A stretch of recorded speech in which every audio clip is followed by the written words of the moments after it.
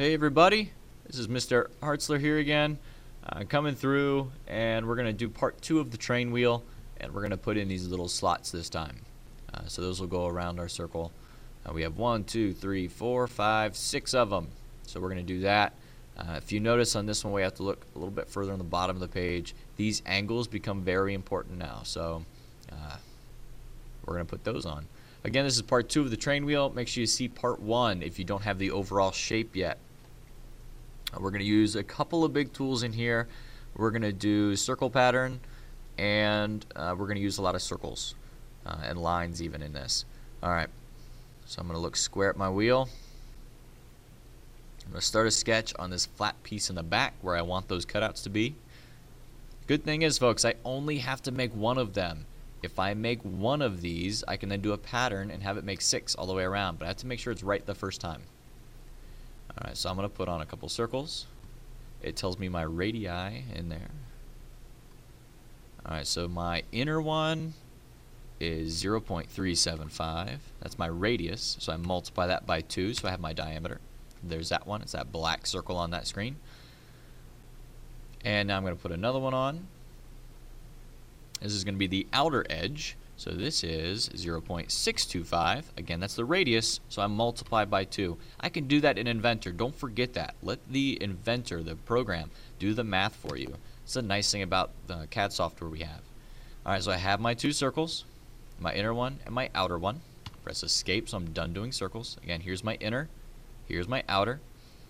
Now an important part, I have to make these angles. I have to show that there's an angle between the first one and the second one. But more than anything, I have to show this. If I can do one of these patches, the angles are going to be okay. So I'm going to make sure that these 2 lines have the right angles. Let's do that now. My line, I'm going to start here. I'm going to come up. I'm going to press tab so I can adjust my angle. Notice, now I'm back to my numbers. If I press tab, I'm over to my degree. I want this to be 30. Press tab again. So now I'm editing the length of it, but my angle is fixed. Notice I can't move it and adjust that angle. It's stuck there. So I want to go out and hit the edge of my circle. And then press escape because I'm done doing lines right there in that group. Now let's go grab that line tool again. I'm going to go for my origin. Now I'm going to follow this axis. I'm going to go out to where I meet my circle again. Alright, press escape because I'm done doing lines. I'm going to finish this sketch real quick so I can get rid of some of the clutter. Now, you see this section right here, arc down, line here, and curve here. That's what I want. That's done. All I have to do now is do some trimming. Let's edit that sketch again. I'm going to go up to the top. This is trim. This is under the little modify tab. Trim. So that's getting rid of some crap I don't want. Okay, the little picture underneath there. Hopefully you guys can see that. It shows you kind of what this does. So let's see. I can trim this junk away. Notice now it left the arc I wanted. I'm going to come in. I want to get rid of this arc. Get rid of this section of line. This section of line. Alright. It still looks like it's on there because that's my axis. That's my Y and there's my X. Press escape so I'm done trimming stuff. Now let's extrude. I'm going to extrude that part. I'm going to turn it a little bit. I don't want it to come at me. I want it to be a cut. And I don't want it to go way past my part. Look at that. It goes way past the wheel. Change this distance to just all. So it just goes through my part and that's it. Hit OK. Alright. There's my back side. Look at that. Now let's do a circle pattern. Circle pattern so I can put that all the way around. So I've already extruded it. Now I'm going to put a pattern around it in the 3D model tab.